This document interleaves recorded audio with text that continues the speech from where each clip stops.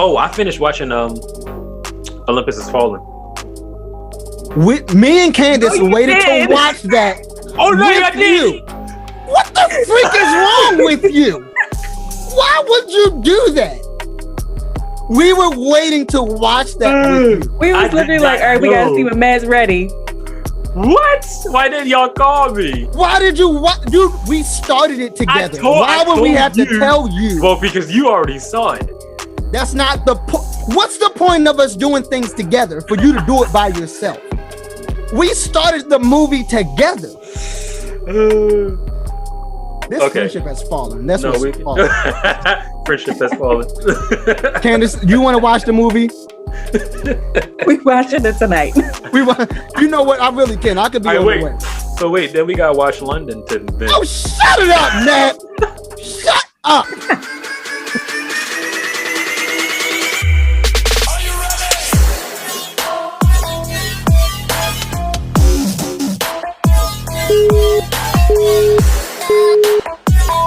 What's going on, everybody, and welcome in. This is the Intentional Sports Review with yours truly, John the Voice, and I'm joined by the man, the myth, the maestro himself, Matt Elliott. What's going on, man?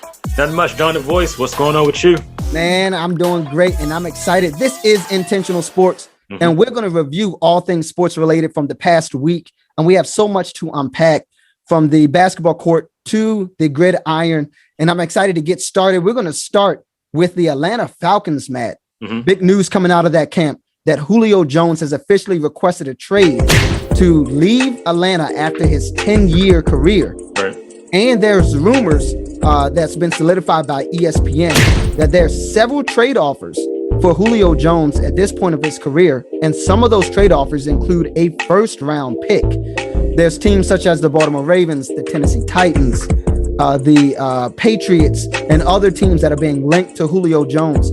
What's your perspective, not just with the trade compensation, a possible first-round pick, but also it's a big money contract. Do you think he's still worth a trade at this point of his career? Well, for Julio, I mean, we know his track record, his previous years. He's been putting up monster numbers. He's a Hall of Famer. But unfortunately, last year, injury-riddled season, didn't get to play as in many games. He still put up some okay numbers. I think he ranked like 41st in terms of wide receivers as far as receiving yards. For me, though, personally, I think a first-rounder might be a little bit too much at this stage in his career. Like you said, many teams have been linked to some trade rumors with him. I've seen the Baltimore Ravens giving up 2 second-rounders next year, possibly for a trade for Julio. I've also seen, like you said, the Patriots. I've also seen the 49ers linked to trades. But all those trade rumors that I've seen have been linked to, second rounders and third rounders and late rounders, not a first rounder. And I mean, we know what you get in Julio. You're going to get a big body, 6'3", 220. You're going to get excellent route running. You're going to get excellent hands. You're going to get that, red zone target. But, hopefully 2020 wasn't, hopefully it was a fluke. Let's say that. As far as injury is concerned, you definitely don't want an injury, to mar him for the, remainder of his career. So hopefully he can get healthy. We get hopefully a full off-season workout, this summer coming up, so they can, get prepared. No COVID, hopefully no COVID, scares and things like that. Yeah. So hopefully he can get his body in shape to play a full season with whichever team he plays with. But certainly, I don't believe that he's worth a first rounder. How about you? Yeah, that's going to be a little bit tough. I think, when you look at teams who need a wide receiver one, it would make sense to give up a first round pick if you believe you are a wide receiver one away from a Super Bowl. If you are the Patriots, New England Patriots, the 49ers, I think that's a steep bill to pay. Right. Especially when you look at that quarterback situation. It's a little bit rocky. We all saw what happened to Cam Newton last year. Big expectations. Unfortunately, he fell short. We see what the 49ers just did with drafting Trey Lance in the first round. That's a lot of pressure to put on him. And I know, of course, he may not come in and start right away, but still they drafted him because they were not 100% sure of their quarterback situation. Right? And so even the 49ers giving up a first round pick, I think is a steep bill to pay. Second and third round picks, I think, make more sense. But again, when you look at, to your point, at Julio Jones again, 2020. Hopefully it was a fluke. He played in only 9 games, and actually it was the first time he's only played in single-digit games in some time. Yeah. The last since 2014, he's played in at least 13 games, and in those games, he's had almost 1,400 yards per season, per year. Each year, almost 1,400 yards. The thing that worries me about Julio Jones, and again, he is a first ballot Hall of Famer, no doubt about it, but he hasn't had a double-digit touchdown season since 2012. So if you're looking at him to help you in that category, statistically speaking, he hasn't been doing that. In fact, he is declining.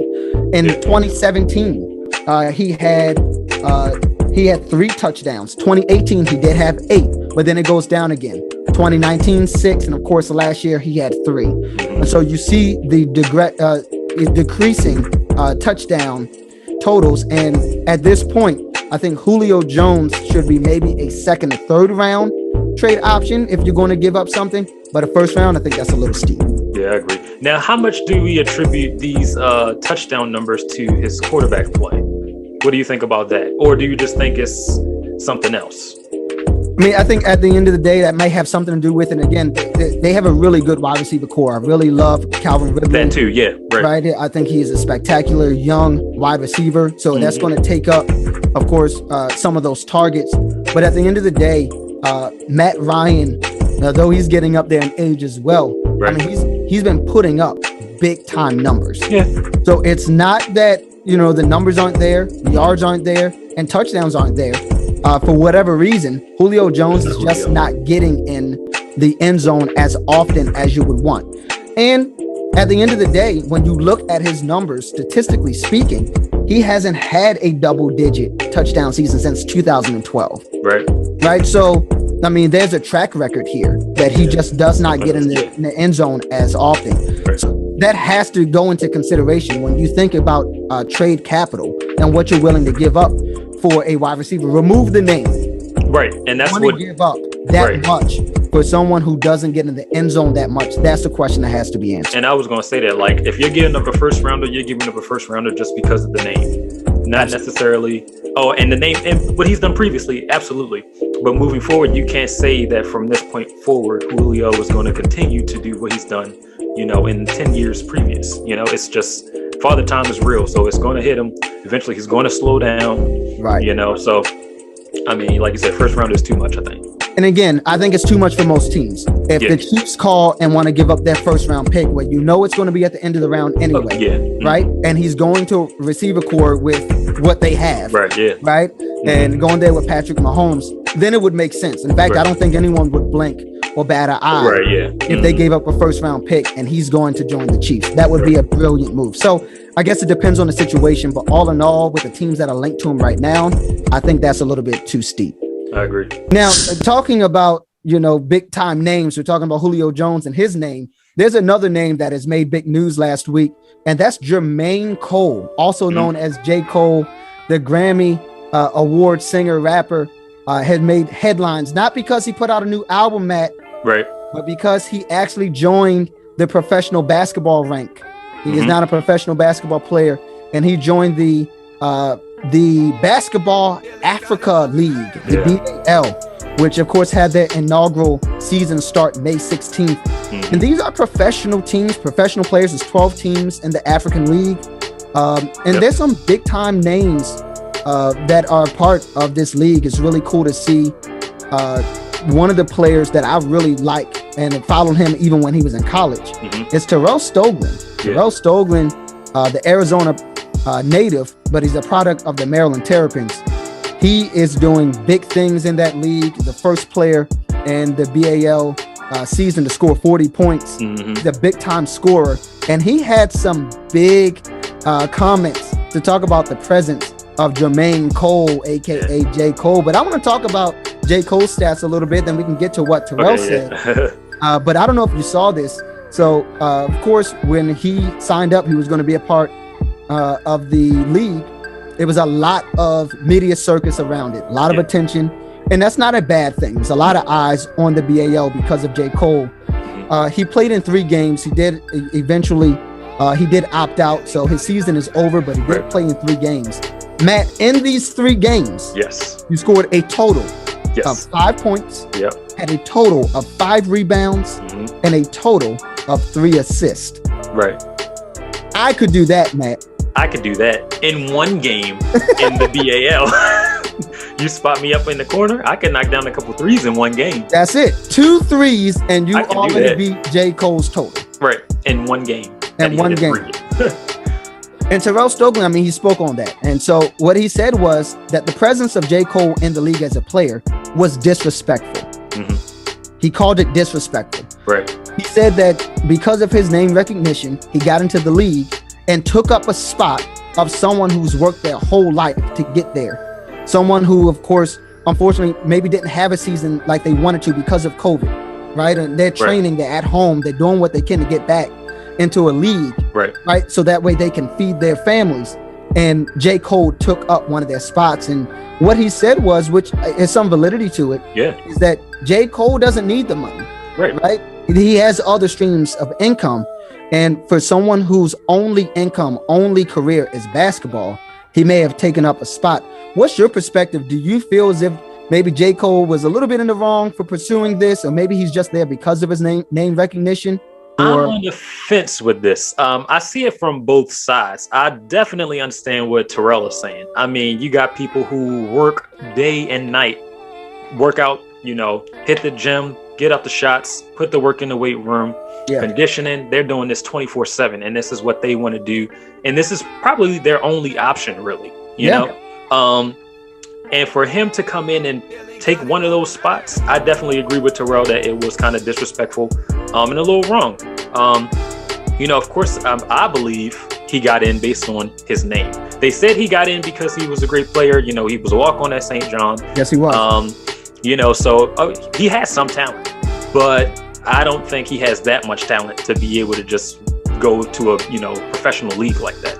Now, I've never seen him playing a game. I've never seen him, we've seen maybe some clips or something of him hooping, with his boys or whatever. Right. But I don't feel as though that he not necessarily didn't earn it, but I think, again, he probably just got that call because of his name. Now, it's a new league. Of course, you get him in. That brings tons of attention to this league.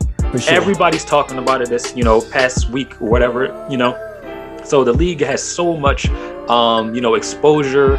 People are talking about it all day, all night. So now, that's pretty much, I guess, what they were looking for. But on the other side, he is a basketball player. He played, you know. So maybe this was a secondary dream of his, you know. And I saw some other rappers, Rick Ross, some other guys saying, kind of like not discrediting what Terrell said, but kind of just firing back, you shouldn't be, turning another black man down for his dreams. And, and I agree with that too. This may have been something that he wanted to do, as far as getting to the league, possibly. I mean, we do know that because he wanted to do that. And then he dropped out of St. John's to pursue music full time, So I feel as though that I see both sides. I see Terrell because you're taking possibly food from someone's mouth, someone's family, because they don't have a spot on that team. But then also he's trying to live out his dream as well. Now, what's weird is 3 games and then you drop out. That's the kind of, fishy thing to me. Were you really trying to do it, or were you just trying to get some attention, maybe to promote your new CD that just came out? Hopefully that wasn't the case. But and it shouldn't be the case because he's J. Cole. Everybody knows him. His CD is all over the place. So I'm pretty sure that wasn't the case. But I just find it weird that 3 games in, he's he fulfilled his contractual obligation and he is due to leave for, I think it was family reason or something. So for family reasons, he was able to opt out. But again, contractually, it was 3 to 6 games. So he did meet his contract. So, and then really, it probably was at the end of the day, once Terrell Stoglen made those comments, he probably bowed out because of that. Right. And so, and he already did his 3 games. He wasn't, I think it was maybe 40 to 45 minutes in all 3 of the games that he's played in. But at the end of the day, here's my message, and then we'll move on. Here's my message. Terrell, get over it. Get over it. This man has every right to pursue any dream that he wants, just like I do and you do, Matt Elliott. And if he wants to play ball and he's given a chance, that's not no one's fault that he's given an opportunity, and he can take advantage of it, and that's what he did. Stats aside, He did only put up 5 points. Right. But again, that's 5 points in a professional league that so many other players wish they had an opportunity to do. Right. And he got there. I don't care whether or not his resume says he should be there or not. Right. If he's on the court, he has every right to be there. Someone else is going to give him a contract. Mm-hmm. He has the right to sign it and to play. To all accounts, he showed up. He was professional. He put in the practice. Mm-hmm. He was a good teammate. He listened to instructions. He didn't make it about himself. Right. At the end of the day, he didn't do anything wrong. J. Cole, keep playing. And in fact, the league is relevant because of him. Right. They should be saying thank you. Yeah. If we're talking about being able to, get a paycheck and feed your family, the presence of J. Cole helped that. So that way there may be some stability with this league moving forward. Mm-hmm. Yeah, I agree. Yeah. So we'll see. Yeah. Now, Matt, speaking of disrespect. Oh, yeah. The NBA playoffs, they got started last week. And what a first and second game it has been so far for so many of these series. It's been an exciting series, but there's been some disrespectful things happening on the basketball court, and it's not because of the basketball players. Right. So, of course, we know that there have been some things that's happening to the players, and we need to talk about that. We need to protect the players.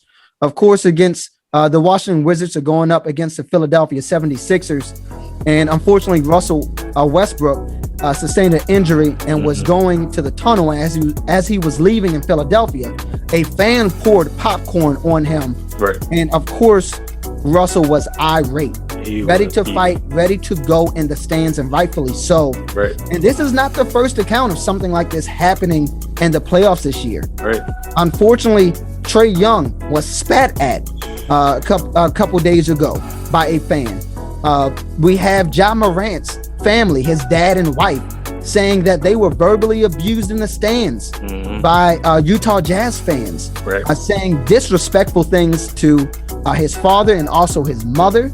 All of these fans and in all of these scenarios, the NBA in those particular teams, they have banned these fans from the arenas, taken away season tickets where it's applicable, moving forward. So these fans will never be able to go back to these arenas. But is that enough, Matt? That's the question. Is that enough to deter fans from being this disrespectful to players moving forward? That is a tough one. I mean, personally, I feel as though, first of all, spitting on somebody, I think that deserves, you need something. Okay. Exactly. Okay. you need, that's more than indefinite ban from the arena. You need to be charged with something. That is absolutely assault. Yeah, that's just blatant disrespect. Yeah. That's absolutely ridiculous. Now, as far as heckling and pouring popcorn, I think a ban from the arena is enough. Popcorn is not, even though, again, disrespectful, uncalled for, definitely do not, agree with that at all. I don't stand for that at all. But, popcorn on you, it doesn't stain, it doesn't hurt. It's just, a little sprinkle, right? But it's not acceptable, right? It's not acceptable. Now, again, racist comments, definitely not acceptable. Right. You cannot do that. Sexual comments, sexually inappropriate comments, I should say. For sure. Again, not acceptable. So I feel as though that them being banned from the stadium, I think that's good. They can never come back. And I do think that will deter people from actually interacting with fans. I mean, interacting with the players and interacting with their family members as well. Now, one thing I thought it was, pretty cool, because the situation is not cool, but Ja Morant's family said they had some playful banter with some of the fans in the stand, which is cool. You can have that, smack talk, but it's friendly. It's, it's all a part of the game. But when it crosses lines, that's where it becomes a problem. And I think the ban is, ban from the stadium is good. And it'll let people know, we don't tolerate that type of nonsense. Yeah. Yeah, you paid to come in here, but you can't, you paid it, you can't do whatever you want. Right? You still got to be respectful. You still got to, come in and be, upstanding citizen so everybody can enjoy, the game. So, yeah. The boos, the heckling, all of that, I think adds to the atmosphere, especially of NBA playoff. Right. I'm all for that. When you start, and again, you're right, it's not going to kill Russell to have some popcorn butter on his forehead. Right. But at the end of the day, you work really hard. You're sacrificing your body. and you sustain the injury, the last thing that you want to do is get peppered with popcorn as you're trying to walk and get yourself together. He's questionable for the next game as well, right? So that's the last thing you want to deal with. And you're right. I think that the punishment fits the crime, but is this the last time we'll see something like this? I don't think so, until we get to the point where I don't know if we need to start having police, literally arrest people. And again, whether or not it may not stick, but to go out there and get, handcuffed them, because at the end of the day, if you throw anything at someone else, that is assault. Yes. Point blank, at the end of the day, that's what it is. The letter of the law, that's assault. So it's time for you to get out of there. So. And another thing is, I saw people were talking, maybe they just need to maybe limit the number of alcohol drinks, because these people who are doing these things are probably under the influence heavily. They probably had 4 or 5 beers, whatever. So that's another option. Maybe having, I don't know how you would keep tabs on that. I don't know, but maybe just even just stop selling it at all. I don't know, but they're not going to do that because they're going to get money off of that. But I want you to know right now, you're going to get a lot of comments in the section below because you said no alcohol at the game. You're going to have some really upset people at you, Matt Elliott. Hey, look, well, tell them to stop doing crazy stuff, and then you can have what you want. Right. Maybe. Speaking of that, having what you want, we had a great time having what we want. Talk about sports for the last week. We're excited to do this. We're going to be back every week, having a great time talking about what has happened. There's so much that goes on, both basketball, football, baseball, you name it. And we are here to cover all of it on a weekly basis.